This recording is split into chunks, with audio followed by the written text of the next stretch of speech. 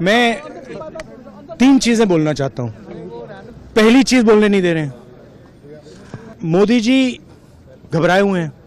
आपने देखा जो ट्रेड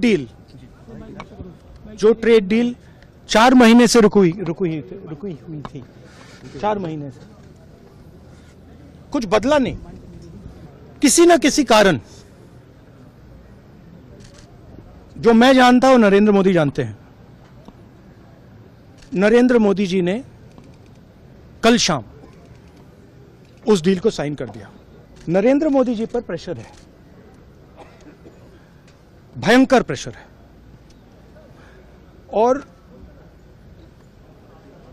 नरेंद्र मोदी जी का जो इमेज का गुब्बारा है, जो हजारों करोड़ रुपए लेकर बनाया गया था, वो फूट सकता है।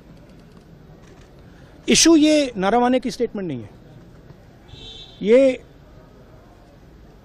ये साइड शो है, और वो भी जानते हैं, मैं भी जानता हूं।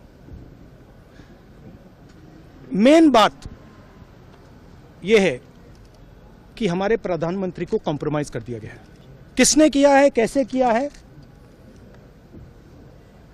यह हिंदुस्तान की जनता को सोचना है। मगर इतिहास में पहली बार हिस्ट्री में एलओपी को प्रेसिडेंशियल एड्रेस में नहीं बोलने दिया है। बाहर बोल दीजिए, जो अंदर नहीं कहा दिया जा रहा है। वो तो ऑटोमेटिकली होगा जी। बट ये आप समझिए, और हिंदुस्तान के जो किसान हैं, आप सब समझिए कि इस ट्रेड डील में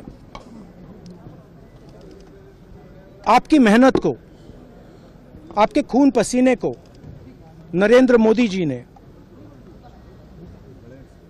बेच दिया है। और वो इसलिए बेचा है क्योंकि ये कॉम्प्रोमाइज्ड है। सिर्फ आपको नहीं बेचा है, देश को बेचा है। इसलिए मुझे वहां नहीं बोलने दे रहे। नरेंद्र मोदी जी डरे हुए हैं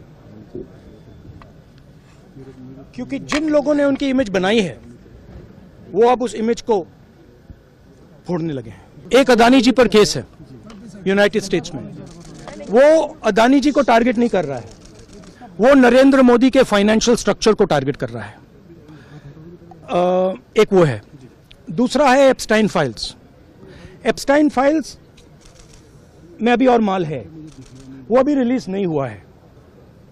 इसीलिए इस दबाव में आकर एप्स्टाइन फाइल्स में जो है, जो पूरा देश जानना चाहता है, मगर अभी अमेरिका ने रिलीज नहीं किया है। और दूसरा जो अदानी जी पर केस है, जो एक्चुअली मोदी जी पर केस है, क्योंकि वो बीजेपी का फाइनेंशियल स्ट्रक्चर है, मोदी जी का फाइनेंशियल स्ट्रक्चर है। तो ये 2 प्रेशर पॉइंट्स हैं। और आप ये बात समझ लो, देश ये समझ ले कि प्रधानमंत्री कॉम्प्रोमाइज्ड है।